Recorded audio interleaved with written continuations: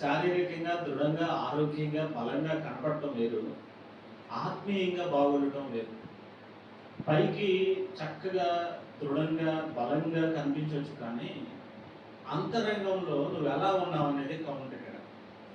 Appearance బాగుంటుంది, చక్కగా tip టాప్గా ready అయిపోయి వచ్చి కూర్చోవచ్చు, కానీ వాళ్ళ అంతరంగం కరెక్ట్గా ఉండదు.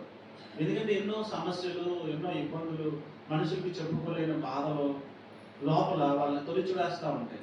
ఎందుకంటే మనిషితో పంచుకుంటే ఆ మనిషి ఒకరోజు మనల్ని పొడుస్తూ ఉంటాడు కదా, పిన్ కార్నర్ చేసి పొడుస్తూ ఉంటాడు. మనుషులకి బాగా అలవాటు ఏంటంటే పొడవటం అలవాటు, పైశాచిక ఆనందం అంటారు. ఎదుటి వాడిని పొడిసి వాడు అబ్బాని బాధపడుతుంటే దాన్ని బట్టి వీళ్ళు ఆనందిస్తూ ఉంటారు. అట్లాంటి సమాజంలో ఉన్న మనం, నేను ఈరోజు ఒక 2 కుటుంబాలను నేను ముందు ఉంచుతాను. ఆ 2 కుటుంబాలు ఎలాంటివంటే, ఒక కుటుంబం ఏమో దేవుణ్ణి ఎరిగి ఉండి, దేవుణ్ణి ఆరాధిస్తూ ఉండి, సంవత్సరము దేవుని సన్నిధికి వచ్చి బలులు అర్పిస్తూ, అర్పణలు అర్పిస్తూ, దేవుని మీదే దృష్టి పెట్టుకుని కొనసాగిపోతున్న కుటుంబం.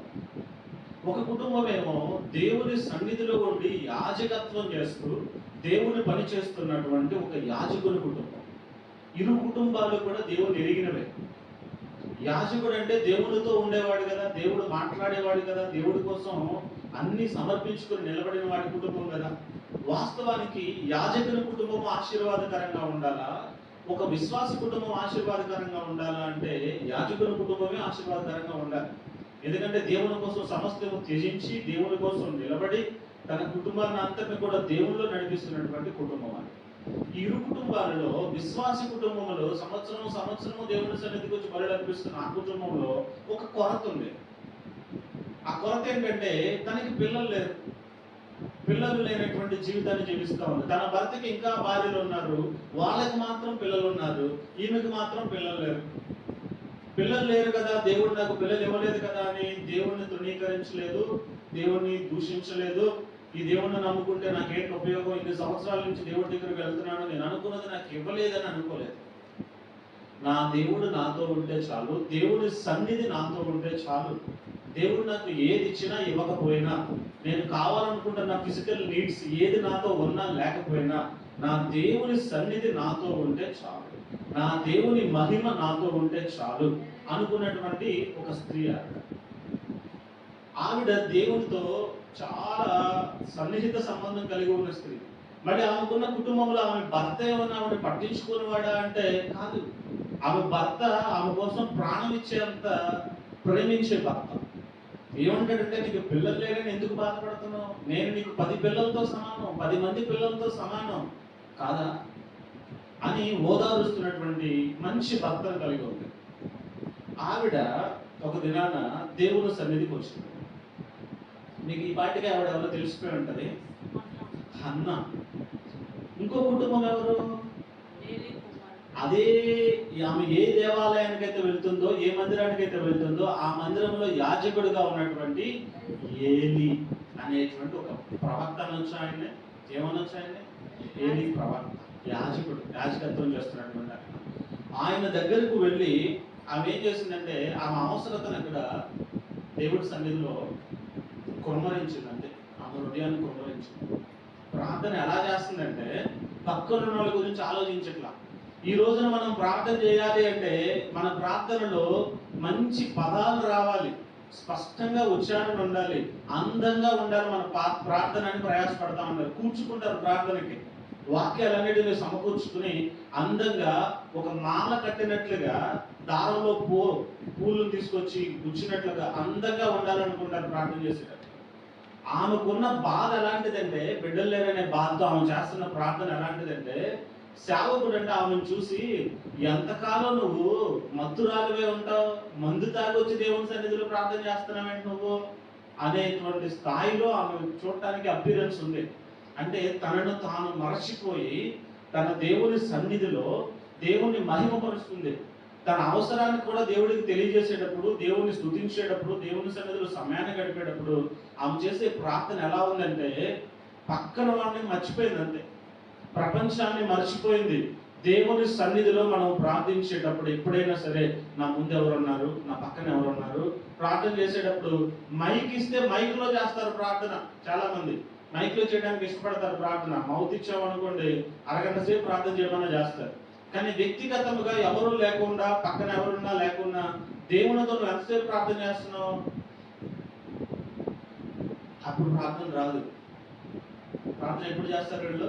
స్టేజ్ మీదకి ఎక్కడికైనా వెళ్ళినప్పుడు, ఏదైనా ఫంక్షన్ జరుగుతున్నప్పుడు, వివాహం జరుగుతున్నప్పుడు, మీటింగ్స్ జరుగుతున్నప్పుడు పాస్టర్ గారు ప్రార్థన చేయండి, లేకపోతే పలానా విశ్వాసి మీరు వచ్చి ప్రార్థన చేయండి అన్నారు అనుకోండి, ఆది కాండం నుంచి ప్రకటన గ్రంథం వరకు ఉన్న పుస్తకాలన్నీ పేర్లు ఎత్తిపెట్టి ప్రార్థన చేస్తారు.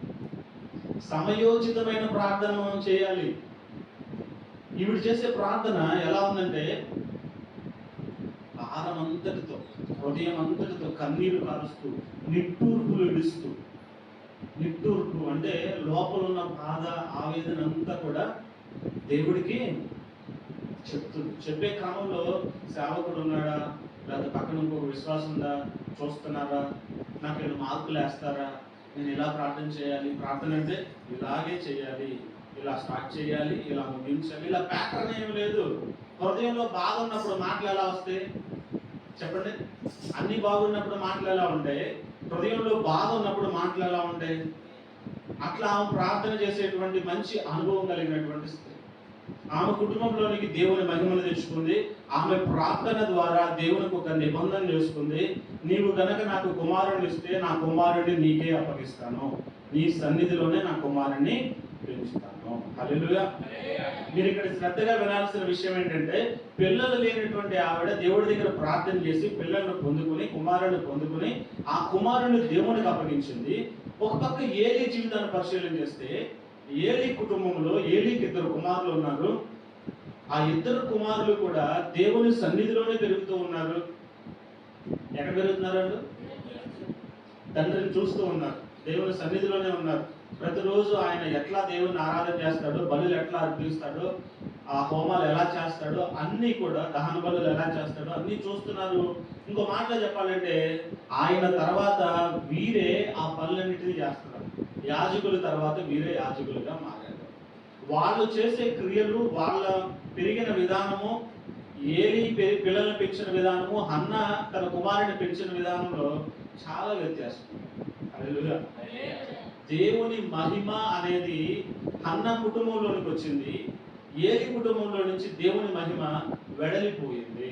ప్రభావము ఇశ్రాయేలీలో నుంచి వెడలిపోయింది. ఈకాబోధు అంటే ప్రభావము వెడలిపోవుట. దేవుని ప్రభావము, దేవుని మహిమ ఇశ్రాయేలు కుటుంబంలో నుంచి వెళ్ళిపోయింది, ఇశ్రాయేలు జనాంగంలో నుంచి వెళ్ళిపోయింది. ఏలీ కుటుంబంలో నుంచి దేవుని మహిమ ప్రభావము వెడలిపోయింది. కానీ హన్నా కుటుంబంలోనికి దేవుని మహిమ ప్రభావము వెడలి వచ్చింది. ఎందుకు వచ్చిందంటే హన్నా చేసిన ప్రార్థన, హన్నా దేవుడికి ఇచ్చిన మాట, ఆ మాటను పట్టుకుని ఆ మాట ప్రకారము దేవుడు ఆమె గర్భాన్ని తెరిచి ఆమెకి సమూయేలు అనే కుమారుని అనుగ్రహించిన తర్వాత, ఆ కుమారుని మాట ఇచ్చినట్లుగానే పాలు విడిచిన తర్వాత కుమారుని తీసుకొచ్చి దేవుని మందిరములో విడిచిపెట్టి వెళ్ళిపోయింది హన్నా. హన్నాకి ఎలాంటి ప్రేమ ఉండాలి? లేక లేక లేక కలిగాడు ఒకగానొక కుమారుడు. పుట్టిన కుమారుడిని దేవుని సన్నిధిలో వదిలిపెట్టాలి అంటే ఎంత ధైర్యం ఉండాలి, ఎంత విశ్వాసం ఉండాలి దేవుని మీద చెప్పండి. పిల్లల కోసం ప్రార్థన చేసింది, పిల్లలు దేవుడు ఇచ్చాడు. ఇచ్చిన తర్వాత ఆ పిల్లవాడిని దేవునికి అప్పగించేసి ఆమె వెళ్ళిపోవాలి. సంవత్సరానికి ఒక్కసారి మాత్రమే దేవుని సన్నిధికి వచ్చి తన కుమారుడిని చూసుకుని, ఆ కుమారుడికి కావలసిన వస్త్రాలను ఇచ్చి బాగోగులు చూసుకుని వెళ్తూ ఉండేది. సంవత్సరంలో ఒక్కరోజే దేవుని సన్నిధికి వచ్చినట్లు అప్పుడప్పుడు వచ్చి చేసేదేమో, కానీ మొత్తం విడిచిపెట్టేసి, సమూయేలును విడిచిపెట్టేసి దేవుని సన్నిధిలో దూరంగా ఉండేటువంటి గొప్ప త్యాగపూరితమైన తల్లి ఆవిడ. హల్లెలూయా.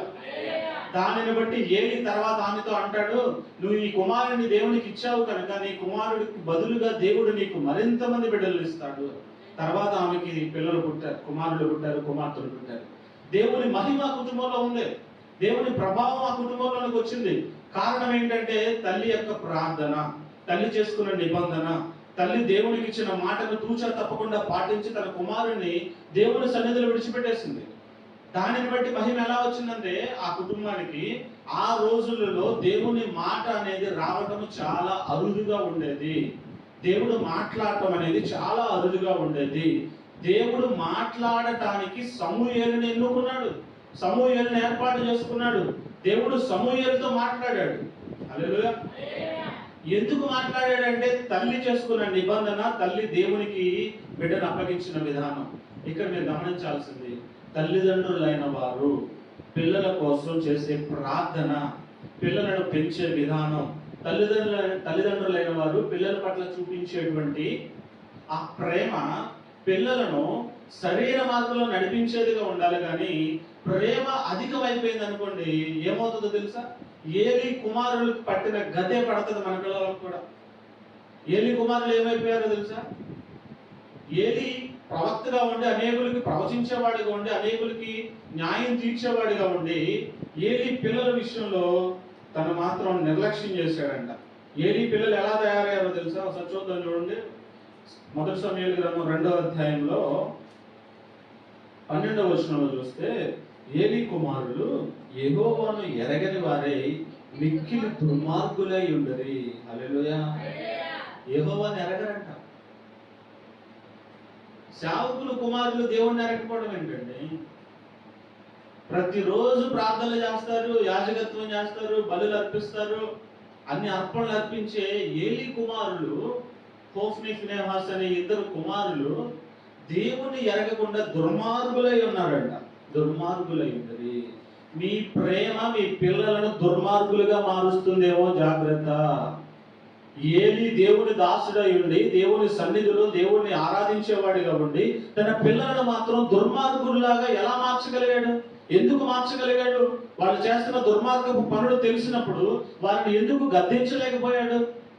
పిల్లలను తల్లిదండ్రులు గద్దించకుండా వాళ్ళు ఏది చేసినా సరే వదిలిపెట్టేసి, వాళ్ళు మళ్ళీ ఏమన్నా అంటే బాధపడిపోతారేమో, వాళ్ళు ఏమన్నా అంటే ఏదైనా చేసుకుని చచ్చిపోతారేమో, ఇలాంటి పిచ్చి భయాలు పెట్టేసుకుని పిల్లల్ని ఇష్టం వచ్చినట్టు వాళ్ళ ఇష్టానికి వదిలేస్తే చివరికి ఏమవుతారు? హోఫ్ని ఫినెహాస్ చివరికి ఏమయ్యారో తెలుసా? వాళ్ళు చేసిన పనికి దేవుని యొక్క ప్రత్యక్షత, దేవుని యొక్క మహిమ, దేవుని యొక్క ప్రభావము వాళ్ళ కుటుంబంలో నుంచి వెళ్ళిపోయింది. కుటుంబంలో నుంచి బయటకు వెళ్ళిపోయి ఆ మహిమను పోగొట్టుకుని ఒకే రోజు హోఫ్ని ఫినెహాస్ ఇద్దరు చనిపోయారు. ఏలీకి హన్నాకి మధ్యలో పోటీ పెట్టుకున్నాం అనుకోండి. హన్నా చేస్తున్న ప్రార్థన చూడండి, 2వ అధ్యాయంలో మనకు కనిపిస్తుంది. 6వ వచనం నుంచి చూద్దాం. ఫస్ట్ వచనం నుంచి మొత్తం కూడా వారు చేసినటువంటి ప్రార్థనే మీకు అక్కడ కనిపిస్తుంది. హన్నా చేసిన ప్రార్థన చూడండి. 6వ వచనంలో ఆమె చేస్తుంది విజ్ఞాపన, జనులను సజీవులుగాను మృతులుగాను చేయువాడు యెహోవాయే, పాతాళమునకు పంపుచు అందులో నుంచి రప్పించుచుండువాడు ఆయనే.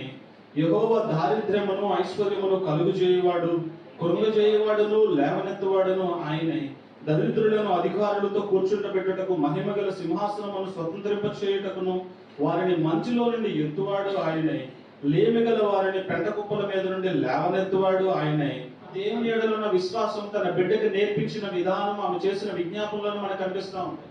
ఆమెకున్న విశ్వాసం ఎలాంటిది, ఆమెకున్న నమ్మకం ఎలాంటిది, దేవుని మీద ఉన్నటువంటి నమ్మకాన్ని ఆమె ఎలా చూపిస్తుంది? పై వచనంలో చూపిస్తే, ఆకలి కొనిన వారు ఆకలి తీరా తిందురు, గొడ్రాలు 7 పిల్లలను కనును. హల్లెలూయా. దేవునికి అసాధ్యమైనది ఏది లేదని దేవుని మీద దృష్టి పెట్టేసుకుంది. ఎందుకంటే ఆమె గొడ్రాలుగా ఉంది చాలా సంవత్సరాలు.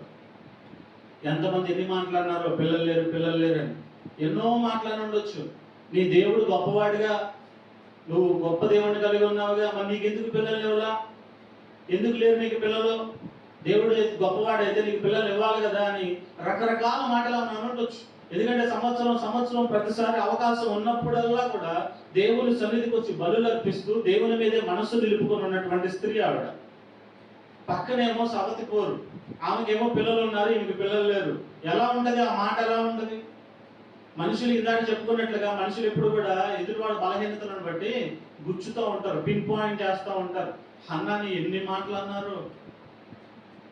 కానీ ఒక దినం అనేది ఉంది, నిరీక్షణతో నువ్వు ఎదురు చూస్తూ ఉన్నావు అనుకో, మనుషుల మాటలు నేను కించపరిచినా గాయపరిచినా ఆ మాటలు విని నువ్వు దేవుని పక్కకు పెట్టకుండా దేవుని వైపే చూస్తూ, ఆయన నాకు ఇచ్చినా ఇవ్వకపోయినా ఓకే, యెహోవా ఇచ్చిన యెహోవా తీసుకుని యెహోవా అన్నాడు. దేవుడు నాకు పిల్లల్ని ఇచ్చినా ఇవ్వకపోయినా, నేను అడిగింది దేవుడు ఇచ్చినా ఇవ్వకపోయినా, నా అవసరం తీర్చినా తీర్చకపోయినా, నాకు ఆరోగ్యం ఇచ్చినా ఇవ్వకపోయినా, నా సమస్యల నుంచి నన్ను బయటికి తీసుకొచ్చినా తీసుకురాకపోయినా, నా దేవుడు నాతో ఉంటే చాలు, ఆయన మహిమ నాతో ఉంటే చాలు, ఆయన ప్రభావం నా కుటుంబంలో ఉంటే చాలు, నా పిల్లలకు ఆయన ప్రభావాన్ని నేను పంచిపెడితే చాలు. హల్లెలూయా.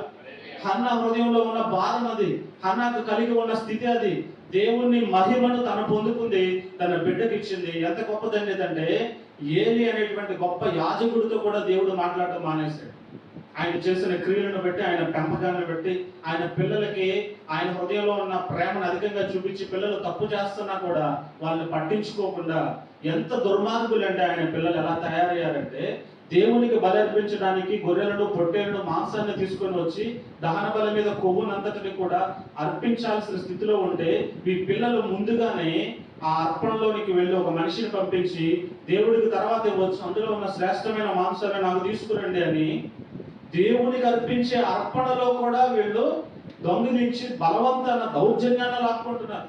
ఇశ్రాయేలీలు వారు బలి అర్పించడానికి గొర్రెలను, మేకలను, కోడెలను తీసుకొస్తూ ఉంటే వీళ్ళు చేస్తున్న ఈ దౌర్జన్యానికి నువ్వు ఇచ్చావా, సరే, ఇవ్వకపోతే నేనే లాక్కుంటానని వాళ్ళ దగ్గర నుంచి లాక్కుంటుంటే ఇశ్రాయేలీలు ఇక బలి అర్పించడానికి రావడం మానేశారు. వాళ్ళ మనసు పోయింది. దేవుడికి బలి అర్పించడానికి నేను వస్తే మధ్యలో వీళ్ళు రౌడీజం చేస్తున్నారని లాక్కుంటున్నారని ఇశ్రాయేలీలు బలి అర్పించడానికి కూడా వెనుకాడేటువంటి వారుగా మారారు. కారణం ఎవరంటే ఏలీ పిల్లలు. అంత మాత్రమే కాదు, అక్కడ మందసము దగ్గర, దేవాలయం దగ్గర దేవుని పనిచేసేటువంటి స్త్రీలు ఉంటే ఆ స్త్రీలతో పాపం చేస్తున్నారు లేదు.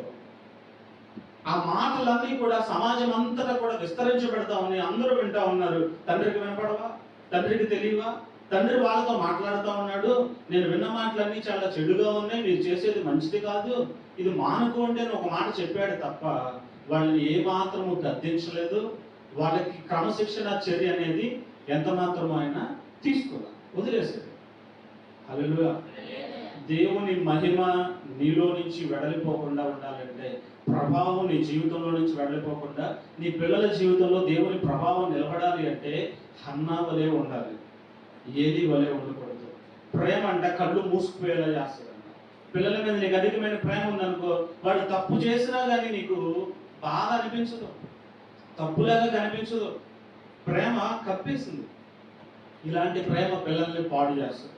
ఒకరోజు ఏలీకున్న ఆ గుడ్డి ప్రేమ తన బిడ్డలిద్దరు చావుని కళ్ళారా చూసేలా చేసింది. అదే రోజు ఏలీ కూడా కుర్చీలో కూర్చున్నాడు, వెనక్కి పడిపోయి మెడ విరిగిపోయి తను కూడా చనిపోయాడు. యాజకుడు మళ్ళీ ఎవరు? దేవుణ్ణి ఎరిగిన వాడు, దేవుని సన్నిధిలో సమయాన్ని గడిపేవాడు, దేవుని కోసం, ఇతరుల కోసం దేవుని దగ్గర బలులు అర్పించేటువంటి గొప్ప కుటుంబంలో గొప్ప యాజకుడుగా ఉన్న ఏలీ ఆయన బిడ్డలు చనిపోవడానికి కారణం, ఆ బిడ్డలు చనిపోయిన దినానే ఆ బిడ్డల్లో ఒక బిడ్డ భార్య అంటే ఏలీ గారి కోడలు ప్రసవించేటువంటి దినం అది. దేవుని మందసం పట్టబడింది ఫిలిష్తీయుల చేతిలోనికి. ప్రభావం అనేది ఏలీ కుటుంబంలో నుంచి, ఇశ్రాయేలు జనాంగంలో నుంచి వెళ్ళిపోయింది. కారణం ఏంటంటే ఫినెహాసు, హోఫ్ని వీళ్ళిద్దరూ చేసినటువంటి దుర్మార్గమైనటువంటి క్రియలు. తన భార్య గర్భవతి అయితే చూసుకోవడానికి ఆయన లేడు, చనిపోయాడు. తండ్రి చనిపోయాడు, ఏలీ చనిపోయాడు, ఏలీ పిల్లలు చనిపోయారు. భార్య ఏమో గర్భవతి డెలివరీ అయితే ఆమె కూడా బిడ్డలుగా చనిపోయింది. ఆమె మాట మాట్లాడింది.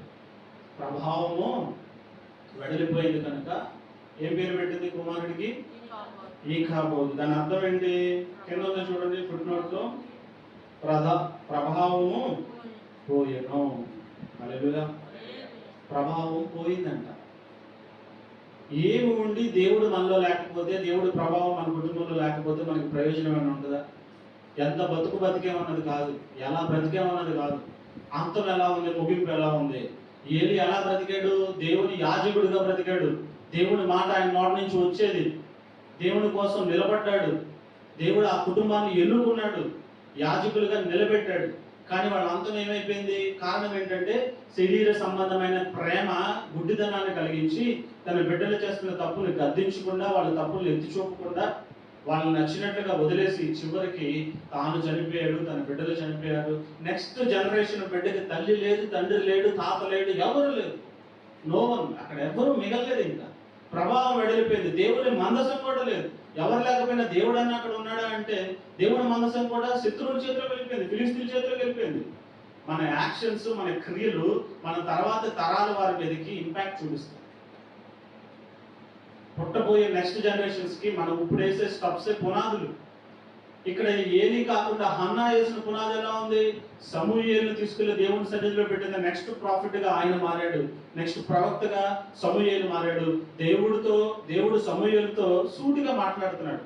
సమూయేలు సమూయేలు అని చక్కగా మాట్లాడుతూ సమూయేలుని ప్రవక్తగా ఎన్నుకుని ఆ తర్వాత సమూయేలు ద్వారా ఎన్నో అద్భుత కార్యాలు చేశాడు.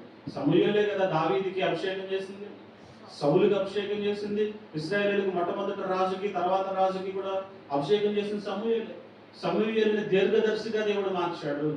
తల్లిదండ్రులైన వారు మీరు చేసే ప్రార్థనలు మీ పిల్లలకి ఎలా ఉండాలి? దేవుని ప్రభావాన్ని వాళ్ళలో నిలిపేవిగా ఉండాలి. అలా కాక ఏలీలాగా గుడ్డితనం వచ్చేసి నా బిడ్డలు ఏం చేసినా పర్వాలేదు, ఎందుకంటే ఆయనకు ఒకవేళ నేను సేవకుడిని కాబట్టి నేను ప్రార్థన చేస్తే దేవుడు నా మాట వింటాడులే, నా బిడ్డలు రక్షిస్తాడులే అనుకున్నాడేమో.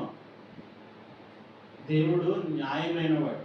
సేవకులు పిల్లలైనా ఒకటే, విశ్వాస పిల్లలైనా ఒకటే, దేవుడిని ఎరగని వారి పిల్లలైనా ఒకటే. ఆయన దృష్టిలో అందరూ ఈక్వలే. అవునా కదా? మా ఇంటి మీద ఎండ వచ్చి మీ ఇంటి మీద వర్షం వస్తుందా? మా ఇంటి మీద వర్షం వచ్చి పని మీ ఇంటి మీద ఎండ వస్తుందా? లేదు. అందరికీ ఒకేలాగా న్యాయాన్ని తీరుస్తాడు ఆయన. మరి అన్ని తెలుసుకున్న మనం, ఆయన సన్నిధికి వచ్చిన మనం ఏలీలాగా ఉండి దేవుని ప్రభావాన్ని పోగొట్టుకుందామా? హన్నాలాగా ఉండి తరతరాల్లోనికి దేవుని ప్రభావాన్ని ప్రసరించేలా చేద్దామా? పిల్లలకి హన్నా వంటి విజ్ఞాపన ప్రార్థన మనం పిల్లలకు నేర్పించాలి. ఎలాంటి ప్రార్థన చేస్తుంది? గొడ్రాలు 7 పిల్లలుగా అంటది దేవుని చిత్తమైతే. లేమిలో ఉన్నవాడు పెంట కుప్పల మీద ఉన్నవాడిని దేవుడు లేవనెత్తుతాడు, ఉన్నత స్థితిలోనికి తీసుకెళ్తాడు. దరిద్రుని ఉన్నత స్థితిలోనికి తీసుకెళ్ళగిన వాడు దేవుడు, తీసుకెళ్ళగలిగిన శక్తి కలిగిన వాడు దేవుడు. అంత విశ్వాసాన్ని పిల్లలకు నూరిపోయాడు. ఎంత కష్టం అండి కుమారుని విడిచిపెట్టేసి తల్లి ఉండాలి అంటే. లేక పుట్టాడు. పుట్టిన వాడిని తీసుకెళ్ళి దేవుని సన్నిధిలో వదిలేసి వెళ్ళిపోయింది అంతే. అక్కడ వాళ్ళు పట్టించుకుంటున్నారా, పట్టించుకోవట్లేదా, తింటున్నాడా, తింటలేదా, పెడుతున్నారా, పెట్టట్లేదా చూడటానికి కూడా లేదుగా. ఇవి చేసేదల్లా ఒకటే. ఎంత విజ్ఞాపన ప్రార్థన ఇక్కడ చేసిందంటే కొడుకు కోసం ఎంత ప్రార్థన చేసి ఉంటుంది ఆవిడ ఇంటి దగ్గర, ఎంత కన్నీరు కార్చి ఉంటుంది, ఎంత అంగలార్చి ఉంటుంది. ప్రతి తల్లి తండ్రి కూడా నేర్చుకోవాల్సింది హన్నా దగ్గర నుంచి ఇలాంటి ప్రార్థన. ఏలి దేవుని సన్నిధిలో ఉండి కూడా పిల్లల కోసం మరి ప్రార్థన చేశాడు. ఏం చేశాడు? చివరికి వాళ్ళ అంతం ఎలా తయారైంది? ఏలి కూడా చనిపోయేలాగా ఉంది వాళ్ళ ప్రవర్తన. కానీ హన్నా, విశ్వాసిగా ఉన్న హన్నా, ఆమె చేసిన ప్రార్థన ఆమె బిడ్డకి ఆశీర్వాదంగా మారింది. తర్వాత ఆయన అనేకులకు మార్గదర్శకుడిగా, ప్రవక్తగా నిలబడేలా చేసింది. మనం చేసే ప్రార్థనలో అంత శక్తి ఉండాలి. హన్నా చేసిన ప్రార్థన ఏలి గుర్తించలేకపోయాడు. సేవకుడు కూడా అర్థం చేసుకోవాలా. నువ్వు ఎంత ప్రార్థన చేస్తున్నావు కొన్ని సందర్భాల్లో పక్కన వాళ్ళకి తెలియదు.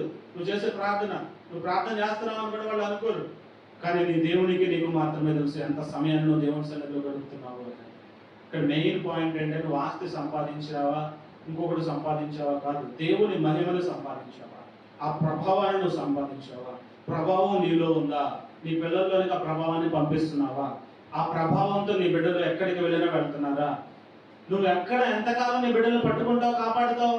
దేవుని ప్రభావాన్ని నీ బిడ్డలకు నువ్వు పంపించావు అనుకో, వాళ్ళ అడవిలో ఉన్న క్రూర మృగాల మధ్యలో ఉన్న ప్రభావం వాళ్ళని కాపాడుతుంది. హల్లెలూయా. దేవుని ప్రభావము దానియేలును సింహాల బోన్లో నుంచి కాపాడలేదా? సింహాలు తినేయాల్సిన సమయంలో సింహాలు నోరు మోయించలేదా? షడ్రక్ మేషక్ అబేద్నెగోలు అగ్నిగుండంలో పడి ఉన్నప్పుడు ఆయన ప్రభావం అగ్నిగుండంలోనికి దిగి రాలేదా? దేవుని ప్రభావం చేత వాళ్ళ అగ్నిలో కాల్చబడకుండా ఏ విధంగా బయటకు వచ్చారు? ఎంతో మంది జీవితాలలో దేవుని ప్రభావం అద్భుతాలు చేసింది. మన జీవితాలలో కూడా ఆ ప్రభావం అద్భుతాలు చేయాలి అంటే హన్నా వంటి ప్రార్థన చేసేవారుగా మనం ఉండాలి. మన జీవితాలు ప్రార్థనతో నింపబడాలి. మన బిడ్డలకు కూడా నేర్పించాల్సింది ప్రార్థనే. తరాల్లోనికి నెక్స్ట్ జనరేషన్కి నువ్వు నేర్పించాల్సింది దేవుని ప్రభావాన్ని ఎలా క్యారీ చేయాలి. నీ కుటుంబంలో కుటుంబ ప్రార్థనలు వారికి అలవాటు చేయాలి, వాక్య ధ్యానం వాళ్ళకి అలవాటు చేయాలి, ప్రార్థన వారికి అలవాటు చేయాలి, దేవుని పాటలు నేర్చుకోవడం అలవాటు చేయాలి. ఎంతకాలం ఉన్నా కూడా వాళ్ళు ఏమి నేర్చుకోరని వాళ్ళు వదిలేయద్దు. వాళ్ళకి ఏమి రాదని అనుకోవద్దు. ఏమి రాని వారికి అన్ని వచ్చేలా చేసే దేవుడు కలిగి ఉన్నావు నువ్వు. నీకు విశ్వాసం ఉండి నీ బిడ్డకి ఇది నేర్పించాలి అనుకుంటే దేవుని సన్నిధిలో నేర్పించు, పాటలు పాడటం నేర్పించు, ఇంకా నెక్స్ట్ ఆ వాయిద్యాలు వాయించడం నేర్పించు. నీకు ఏది కావాలో దేవుని సన్నిధికి ఏ విధంగా ఉపయోగపడతాడు, దేవుని సేవకు ఏ విధంగా ఉపయోగపడతాడు, ఇవి నువ్వు నేర్పిస్తూ ఉంటే వాళ్ళకి కావాల్సిన దేవుడు ఇస్తాడు. నువ్వు వాళ్ళకి ఇది చేయాలి అది చేయాలని చేస్తే అసలైన దాన్ని వదిలిపెట్టేస్తావు అనుకో. దేవుని మహిమపరచడం నేర్పించాలి పిల్లలకి. చిన్నప్పటి నుంచి కూడా ప్రార్థన నేర్పించండి. వాళ్ళు ఏదైనా అడిగారనుకోండి మిమ్మల్ని, ప్రార్థన చేయ, ఏసే ఇస్తాడు మనకి, నేను కాదు ఇచ్చేది. నేను ఇవ్వాలంటే ఏసే నాకు ఇస్తేనే నేను ఇచ్చేది. నువ్వు ప్రార్థన చేయి. చిన్ననాటి నుంచి పిల్లలకు ప్రార్థన నేర్పించావనుకో, వాళ్ళు నిన్ను అడగరు. ఇక ఎక్కడున్న మోకాలు వేస్తారు, ప్రార్థన చేస్తారు. నువ్వు ఎన్ని రోజులు తెచ్చిస్తావు? ఎన్ని రోజులు వేటాడి తీసుకొచ్చి మాంసం పెడతావు? వాళ్ళకి చేపలు పట్టుకొచ్చి చేపలు ఇస్తావు? ప్రార్థన చేయడం నేర్పించామనుకో, వాళ్ళ అవసరాన్ని ఎలా తీర్చుకోవాలో దేవుడి ద్వారా తీర్చుకుంటారు. పక్కనే ఉండవు కదా ఎంతకాలం, దూరంగా ఎక్కడో ఉంటారు, నువ్వు ఎక్కడో ఉంటావు. నువ్వు దగ్గరికి వచ్చి ముద్ర పెడతావా? దేవుడిని వాళ్ళకి పరిచయం చేస్తే, వాళ్ళు ప్రార్థన చేస్తే ఆహారాన్ని దేవుడు తీసుకొస్తాడు. కాకోళముల చేత ఆహారాన్ని ఎవరికి ఇచ్చాడు? ఇందాక పాట పాడుకున్నాగా, రొట్టె మాంసాన్ని తీసుకొచ్చి సమకూర్చువాడు ఆయనే. అది నేర్పించాలి పిల్లలకి. నీకు సమకూర్చువాడిని నేను కాదు, నీ తల్లి కాదు, లేకపోతే నీ అన్న కాదు, సమకూర్చువాడు దేవుడే. ఏమీ లేకపోయినా, చుట్టూ అంత కరువున్నా, ప్రపంచం అంతా కరువుతో విలయ తాండవం చేస్తున్నా ఆహారాన్ని దేవుడు సమకూర్చాడు. కాకులను ఉపయోగించుకొని మాంసాన్ని, రొట్టెని తీసుకొచ్చాడు. అది నేర్పించాలి పిల్లలకి. ప్రార్థన అనుభవాన్ని బిడ్డలకు నేర్పించాలి. వాళ్ళు చిన్ననాటి నుంచి కూడా ప్రార్థనలో నలగాలంతే. వాక్యంలో, ప్రార్థనలో, దేవుడిని ఆరాధించడంలో, స్తుతించడంలో, ప్రతి చిన్న విషయానికి దేవునికి థ్యాంక్స్ చెప్పడం నేర్పించండి. మీరు ఏదైనా తీసుకొచ్చి ఇచ్చారా, థ్యాంక్స్ చెప్పడం నేర్పించండి. దేవునికి స్తోత్రం, దేవునికి థ్యాంక్స్ చెప్పాలి. థ్యాంక్స్ అంటే స్తుతించడం, స్తోత్రం చెప్పడం. Thank you lord, praise the lord, నువ్వు నాకు ఇచ్చావయ్యా, నీకు వందనాలు. మా డాడీకి ఇచ్చావు అంటే, మా డాడీకి ఆరోగ్యాన్ని ఇచ్చావు కాబట్టి ఆయన ఇవన్నీ తీసుకొచ్చాడు, నీకు వందనాలు అని చెప్పి ప్రతిదీ కూడా స్తుతి అనేది బిడ్డలకు నేర్పించండి. చిన్ననాటి నుంచి మనం వేసే పునాది ఎలా ఉండాలంటే, రేపటి రోజున తుఫానులు వచ్చినా, వేరు బలంగా ఉంటే, రూట్ అనేది బలంగా ఉంటే, ఎంత గాలి వచ్చినా వాన వచ్చినా నిలబడదు వృక్షం. అవునా కదా? మన పిల్లలు కూడా మనం నేర్పించాల్సింది అదే. వాళ్ళు ఏ బరువు మోయకుండా, ఏ బాధ వాళ్ళు అనుభవించకుండా అన్ని మన మీద వేసుకుని, వాళ్ళకి ఫ్రూట్స్ మాత్రం తీసుకెళ్ళి ఇస్తున్నాం అనుకోండి, తినండి అని. రేపటి రోజు ఏ తెగులు వచ్చినా వాళ్ళకి ఎలా ఫేస్ చేయాలో తెలియదు, మనం ఎంతకాలం ఉంటామో తెలియదు. ఫ్యామిలీలో అయినా సరే, కుటుంబంలో అయినా సరే, అన్ని ఒకళ్ళే మేదేసుకుని చేయొద్దు దయచేసి. ఏ సమయం ఎలాంటిదో తెలియదు, ఎప్పుడు మనం ఉంటామో తెలియదు, ఎప్పుడు ఉండమో తెలియదు. మనం ఉన్నా లేకపోయినా మన ఫ్యామిలీలో ఏది ఆగకూడదు. నెక్స్ట్ జనరేషన్స్ కూడా కావాల్సినవన్నీ కూడా సిద్ధపరచుకోవాలి. అలా ఉండాలి ప్లానింగ్. దేవుణ్ణి తీసుకురండి, దేవుణ్ణి వాళ్ళకి పరిచయం చేయండి, ఆయనే చూసుకుంటాడు. ప్రతిదీ సిస్టమేటిక్గా ప్రార్థనతో ప్రారంభించాలి, ప్లానింగ్తో ప్రారంభించాలి, దాన్ని అలాగే ముగించాలి. ఏలి ఆరంభం బాగుంది, అంతం బాగోలా. ఆరంభించాడు ఘనంగా, సేవకుడిగా ఆరంభించాడు ఘనంగా, పిల్లల సేవకుని పిల్లలుగా పెంచాడు, పిల్లల సేవకులుగా మార్చాడు. కానీ అంతం ఏమైపోయింది? ఒకే రోజు అందరూ చనిపోయారు. దేవుని ప్రభావం ఆ ఫ్యామిలీలో నుంచి వెళ్ళిపోయింది. కానీ హన్న ఆరంభం బాగోలా. హన్న ఆరంభం నిందలతో, అవమానాలతో, ఇబ్బందులతో, తోడికోడలు, పక్కనున్న వాళ్ళు సూటిపోటి మాటలతో, ఇరుగు పొరుగు వారి మాటలతో, గొడ్రాలా గొడ్రాలా అని ఆమె పొడిచుండొచ్చు, ఎంత వేదన అనుభవించిందో. కానీ ఆమె ముగింపు ఎలా ఉంది? చాలా ఘనంగా ఉంది. దేవుని ప్రభావాన్ని ఆమె పొందుకుంది, ఆమె బిడ్డలకు పంచింది. ఒక కుమారుడు దేవునికి ఇస్తే తర్వాత ఎంతమంది కుమారులు కుమార్తెలు దేవుడు ఇచ్చాడు? వాళ్ళు ఎంత ఆశీర్వదించబడ్డారు? వాళ్ళ ఫ్యామిలీలన్నీ కూడా బహుగా ఆశీర్వదించబడ్డాయి. కారణం ఏంటంటే దేవుని ప్రభావం ఆ కుటుంబంలో నిలిచి ఉంది. ఒకే ఒక వ్యక్తి. హన్నా ప్రార్థన చేసినట్టు బైబిల్లో ఉంది, కానీ హన్నా భర్త ఎల్కానా ప్రార్థన చేసినట్టు ఎక్కడైనా ఉందా? చేస్తే చేసి ఉండొచ్చు, కానీ హన్నా లాగా పట్టుదల కలిగి ప్రార్థన, స్త్రీలు భార్యలు చేసే ప్రార్థన అంత బలమైంది. పురుషుల ప్రార్థన కూడా బలమైందే. ఎవరైతే హృదయాన్ని దేవుని మీద నిలిపి ప్రార్థన చేస్తారో వాళ్ళ ప్రార్థన బలమండి. వాళ్ళు స్త్రీయా పురుషుడా కాదు. నీ హృదయంలో విశ్వాసం ఉండాలి, దేవుడు చేస్తాడని. హన్నా విశ్వాసానికి రుజువు మనకి ఇక్కడ 2వ అధ్యాయంలో ఆయన చేసిన విజ్ఞాపన కనిపిస్తుంది. పెంట కుప్పల్లో ఉన్నవారు లేవనెత్తగలవు, ఏమీ లేనివాడికి అన్ని ఇవ్వగలవు, గొడ్రాలు 7 పిల్లల్ని కనగలదు, నువ్వు ఏదైనా చేయగలవు, నీకు అసాధ్యమైంది ఏదీ లేదు ప్రభు అని దేవుని మీద ఆమెకున్న విశ్వాసం, అచంచలమైన విశ్వాసాన్ని చేతపట్టుకుంది. ఎవరి వైపు చూడలా. భర్త మాట్లాడాడు, ఎందుకు పిల్లలు లేరని బాధపడుతున్నావు నువ్వు? నేను 10 మంది కుమారులతో నీకు సమానం కదా, ఎందుకంత బాధను ఓదార్చడానికి ట్రై చేశాడు. నో నో నో నో, నా దేవుడికి అసాధ్యమైనది ఏది లేదు, నా దేవుడు నాకు పిల్లల్ని ఇస్తాడు అని దేవుడి దగ్గరికి వెళ్ళి ప్రార్థన చేస్తుంది. ప్రార్థన ద్వారా పొందుకోలేకపోతే నెక్స్ట్ నిబంధన చేసుకుంది, ఒక తీర్మానం చేసుకుంది. దేవుడికి మాట ఇచ్చింది, నువ్వు నా కుమారుని ఇవ్వాలి, నువ్వు ఇస్తే ఆ కుమారుని నీకే నేను అప్పగిస్తాను. ఆ తీర్మానం ఎవరైనా తీసుకోగలవా? పిల్లల కోసం ఎదురు చూసి ప్రార్థన చేస్తే ఇచ్చిన పిల్లాన్ని మళ్ళీ నీకు ఇచ్చేస్తానంటే ఆమెకు తెలుసు, ఆ పిల్లవాడిని దేవునికి ఇవ్వటంలో ఉన్న ఆశీర్వాదం ఆమెకు తెలుసు. ఎందుకంటే పిల్లవాడు పుట్టిన ఆమె దగ్గర పెరిగిన దేవుని మహిమ ఆమె ఇవ్వలేకపోవచ్చు, దేవుని ప్రభావం ఆ పిల్లలకి పంచలేకపోవచ్చు.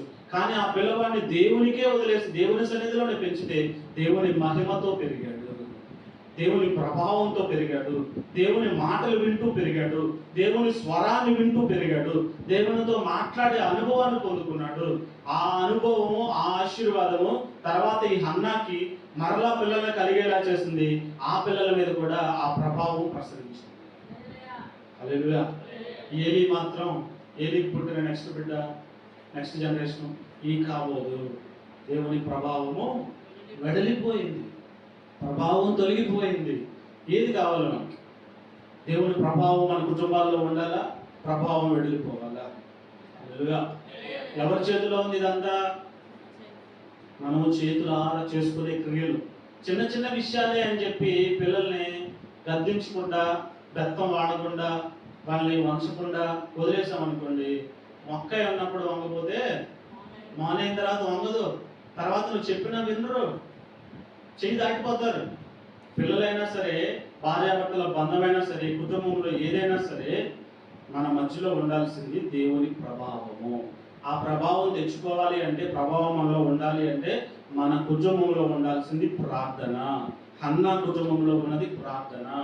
ఆ ప్రార్థన ద్వారానే ప్రభు మహిమను పొందుతుంది. మన కుటుంబాల్లో కూడా ప్రార్థన అనే అనుభవాన్ని పిల్లలకి నేర్పిస్తూ, లేదా భర్తకు నేర్పిస్తూ, భార్యకు నేర్పిస్తూ, ప్రతి ఒక్కరూ కూడా విశ్వాసిగా మారిన తర్వాత ప్రార్థిస్తూ దేవుని ప్రభావాన్ని మనం పొందుకొని ఆశీర్వదించబడి తర్వాత తరాల్లోనికి కూడా దేవుని యొక్క ఆశీర్వాదాన్ని మనం కలిగి ఉంటాం.